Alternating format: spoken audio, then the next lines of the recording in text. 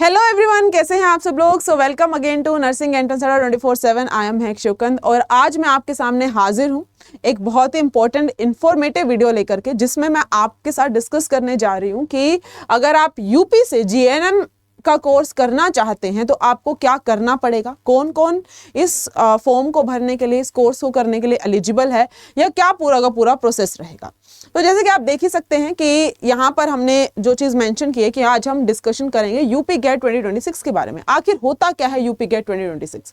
तो जैसे कि मैंने आपको बोला कि अगर आप चाहते हैं कि आप यूपी के किसी भी गवर्नमेंट या प्राइवेट इंस्टीट्यूट से जीएनएम का कोर्स करना चाहते हैं तो आपको एक एंट्रेंस एग्जाम देना पड़ता है, जो कि यूपी जीईटी के नाम से आपको देखने को मिलेगा। जीईटी का मतलब होता है जीएनएम एंट्रेंस टेस्ट। यूपी में कोई भी जो आपका नर्सिंग या पैरामेडिकल के कोर्सेज होते हैं वहां पर आपको बच्चों डायरेक्ट एडमिशन नहीं मिलता। आपको यहाँ पर कोई ना कोई एंट्रेंस एग्जाम देना ही पड़ेगा। जैसे अगर हम नर्सिंग की बात करें आप यूपी सीनेट को टारगेट करते हैं, अगर हम पैरामेडिकल की बात करें आप यूपी सीपीटी को टारगेट करते हैं, वहीं पर अगर हम जीएनएम की बात करेंगे बच्चा तो आप जो है यूपी जीईटी को टारगेट करते हुए चलते हैं। तो अब सबसे इंपॉर्टेंट चीज है, बहुत सारे लोग इस डाउट में हैं, कंफ्यूजन में रहते हैं कि क्या इस फॉर्म को फिल करना चाहिए, नहीं फिल करना चाहिए, या कौन कौन एलिजिबल होगा। बच्चों देखो, अगर मैं आज से बात करूं और जब आपका एग्जाम होगा तब तक की अगर हम बात करें, आप लोग अगर आज डिसाइड करते हैं, ये डिसाइड करते हैं कि आप इस एग्जाम को टारगेट करके चलेंगे, तो आपके पास सफिशिएंट टाइम है कि आप बहुत बेहतरीन तरीके से इस एग्जाम की प्रिपरेशन कर सकते हैं। So that is why it is very important time कि आपको अभी डिसाइड कर लेना है, अभी समझ लेना है कि इस एग्जाम में क्या क्या पूछा जाता है, कौन कौन एलिजिबल है। एंड इफ यू फील कि आपको एग्जाम देना चाहिए तो आप अभी से तैयारी करना शुरू कर दीजिए। चलेगा, तो हम सबसे पहले समझ लेते हैं कि कौन कौन इस एग्जाम को देने के लिए एलिजिबल होगा। तो कोई भी ऐसा स्टूडेंट जिसने 12th पास कर ली है या तो फिर 12th में है ना, और अगर 12th पास कर ली है तो आप लोगों का 45% एग्रीगेट यहाँ पर होना चाहिए। तो फिर वो आपका 45% एग्रीगेट टोटल सब्जेक्ट में मिलकर बन रहा है, तो आप इस एग्जाम को देने के लिए एलिजिबल हैं। कौन सी स्ट्रीम से बिलोंग करते हो, ऐसा कोई कंपलसरी नहीं है कि आप साइंस स्ट्रीम से ही बिलोंग करते हो। अगर आप आर्ट से बिलोंग करते हैं, कॉमर्स से बिलोंग करते हैं, साइंस से बिलोंग करते हैं, एग्रीकल्चर से बिलोंग करते हैं, किसी भी फील्ड से बिलोंग करते हैं, आप किसी भी स्ट्रीम, कोई भी स्ट्रीम थी आपके पास क्लास 12th में, आप इस एग्जाम को दे सकते हैं। यहां पर एज सच साइंस वालों के लिए कुछ ऐसा बेनिफिट नहीं है कि भाई साइंस वाले ही दे सकते हैं, ठीक है। अगर हम एज लिमिट की बात करते हैं बच्चा, एज लिमिट आपके पास मिनिमम एज यहाँ पे 17 ईयर्स होनी चाहिए, मैक्सिमम एज आपकी 35, 45 कुछ भी हो सकती है, ठीक है।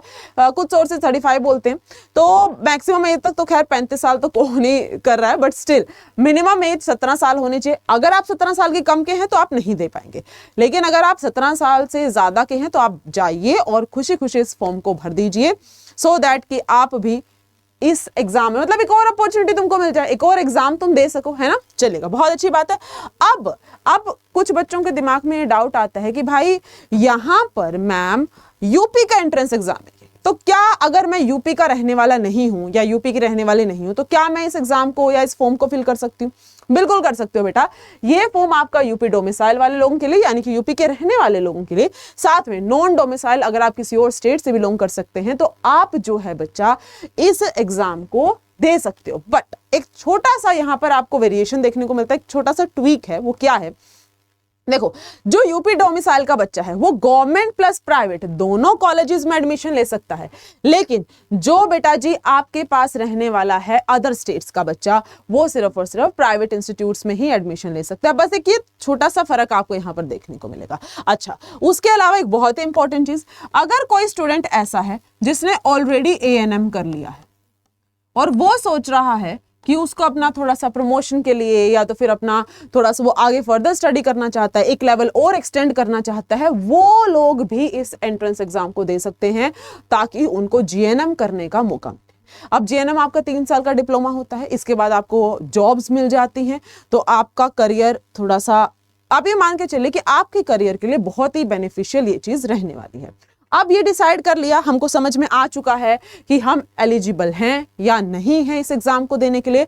अब बात करते हैं स्टूडेंट्स कि क्या आपके पास इस एग्जाम का पैटर्न रहेगा और मतलब किस तरीके से तैयारी करें। अगर मैं एग्रीकल्चर से बिलोंग कर रहा हूं मैम, तो कहीं मेरे साथ पार्शियलिटी तो नहीं हो जाएगी, या मैं अगर कॉमर्स का स्टूडेंट हूं तो क्या होगा, कैसे पेपर पूछा जाएगा। अगर मैं सोच रहा हूं कि मैं कॉमर्स से बिलोंग करता हूं, मैंने तो साइंस कब की छोड़ दी, तो क्या करूं अब मैं? तो देखो बेटा, यहां पर ऐसा आपको परेशान होने की जरूरत नहीं। पहले तो आप पेपर पैटर्न समझ लीजिए। साइंस का, इंग्लिश और जीके, ये 3 सब्जेक्ट आपसे पूछे जाएंगे। साइंस के आपके पास 50 क्वेश्चंस आते हैं, आपके पास इंग्लिश के 20 क्वेश्चंस आएंगे और जीके के आपके पास 30 क्वेश्चंस आते हैं। सबसे पहले हम जीके की बात करते हैं बच्चा। जीके सबके लिए समान है। जीके वाला जो कोई भी बच्चा है, आप क्लास 12 से बिलोंग कर रहे हैं, जो आपके पास जीके होगी वो आपको शुरू से ही पढ़नी पड़ेगी। जी मैम, सबके लिए समान हो गई। इंग्लिश अगेन बेटा जी, आप किसी भी स्ट्रीम से बिलोंग करते हो, इंग्लिश आपका एक सब्जेक्ट रहता ही रहता है क्लास 12 में, तो इंग्लिश भी आप लोगों के लिए कॉमन है। अगर मैं बात करती हूँ साइंस की, तो साइंस बहुत ज्यादा टिपिकल लेवल की नहीं आती। 10th आप सब ने की है और वो 10th करके तुम तभी तो 12th में पहुंचे हो। तो अगर 10th कर ली है तो बस वही 10th लेवल तक की साइंस आती है, उससे ऊपर का जीएनएम में पूछता ही नहीं है। तो अगर तुम सोच रहे हो कि मैम अभी से पढ़ना शुरू करूं, तो बेटा अगर तुम अभी भी 2-2 घंटे निकालोगे तो आराम से क्लास 9 10th की साइंस को कवर कर सकते हो। एनसीईआरटी को फॉलो करो, इससे ज्यादा कहीं दूर जाने की भी जरूरत नहीं है। ठीक है, आप समझ लीजिए बच्चा। आपके पास टोटल कितना हो गया? 50 आपका सबसे ज्यादा वेटेज साइंस का रहने वाला, 20 आपके मार्क्स का आपके पास इंग्लिश से आएगा, 30 मार्क्स का आपके पास जीके से आएगा। टोटल 100 मार्क्स का पेपर हो गया है। एमसीक्यू बेस्ड पेपर आपके पास ये रहता है, आपको 2 आवर्स का टाइम मिलेगा पेपर को करने के लिए। सबसे अच्छी बात यह है कि आपके पास कोई भी नेगेटिव मार्किंग नहीं होती है, तो तुम थोड़ा सा गैस वगैरह करना चाहो तो कर सकते हो, बट भाई पेपर का लेवल इतना इजी रहता है कि आपको गेस भी करने की जरूरत नहीं पड़ेगी। अगर तुमने बिल्कुल ऐसे डेडिकेशन से पढ़ाई कर ली तो आप बहुत आराम से इस पेपर को क्वालिफाई कर सकते हो। कोई दिक्कत यहां पर आपको देखने को नहीं मिलेगी। समझ में आई जी बात? तो मैंने यहां पर आपको ये बता दिया कौन कौन एलिजिबल है, मैंने आपको ये बता दिया कि कौन कौन सा आपका सब्जेक्ट इस एग्जाम में पूछा जाएगा और कैसे आपको तैयारी करनी है। ठीक है, तो आप फटाफट जाइए और अगर आप डिसाइड करते हैं कि आप इस एग्जाम को टारगेट करेंगे तो आप बहुत आराम से सेल्फ स्टडी से भी इस एग्जाम को निकाल सकते हैं। उसके अलावा अगर आप चाहते हैं कि मैम हमको बैचेस बता दीजिए, तो बच्चों हम आपको प्रतिज्ञा बैच के अंदर जीएनएम की बहुत अच्छे तरीके से प्रिपरेशन करवाते हैं, तो आप बैच में एनरोल कर सकते हैं। अभी हाल फिलहाल उसका क्रैश कोर्स लॉन्च किया गया है। अब क्रैश कोर्स की अगर हम बेटा बात करेंगे तो एक बार आप देख लीजिए, आपको स्टोर पर जाना पड़ेगा, अड्डा 24/7 सर्च कर लीजिए। आप पहले ही लिंक पर क्लिक करेंगे, ऑल कोर्सेज से आप नर्सिंग पे चलेगा, नर्सिंग से आप यूपीसी नेट पे चलेगा। यहां पर आपको ये प्रतिज्ञा बैच दिखाई दे रहा है।